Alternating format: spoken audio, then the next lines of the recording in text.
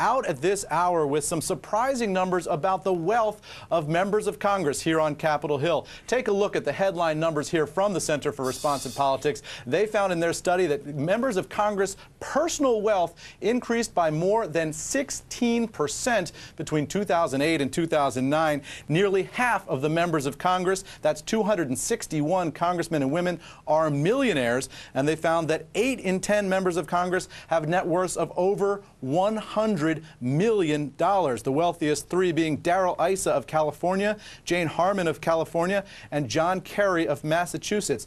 Now take a look, just for comparison's sake, to a chart showing the S&P in that same time frame, and you see that it is down 40%. So even as lawmakers were going up 16% in their net worth, S&P down 40%. A little bit easier to see wealth growth if you're a member of Congress. So Melissa, back to you. Yeah, Eamon, I'm going to put you on the spot because I don't know how much color they give you there, but we were saying the same thing from 8 to 9. So stocks went down. Real estate went down. Their wealth went up 16%. What else is in that category? Did they give you any color? I mean, how did they make that extra money?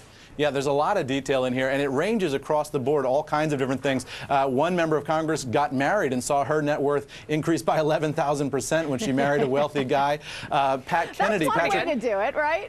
Patrick Kennedy, his wealth skyrocketed by, I think, 1,000%. I'll have to check that number, but that was likely due to the death of his father, former Senator Ted Kennedy, and the pass-along of wealth that we saw there in that family. So there are a lot of different ways to make money in Washington. So, do you think this is going to make people angry? Let's Your not voters out there? let's not be so honest about this. I know they married into money. Did they pork it? Did they earmark it? Did they steal it? Did they have a little tin pot? You remember the Mayor Walker of New York City? A little tin pot, a little tin pot. I mean, where'd this money come from?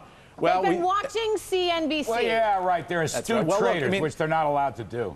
Look, across the board, members of Congress they're just a wealthy class of people. And that year of 2008 to 2009, if you were invested in the stock market, you maybe did pretty well. There are a lot of other ways to make money, as we've seen. But LaRRy, you're right to be cynical. I mean, we just saw a local official here in the Washington area get busted. His wife was trying to smuggle cash out of the house in her bra. Is it going to make voters angry? Is it going to make voters angry? They don't like seeing that Congress is so wealthy at a time when they're losing money. I think it hurts.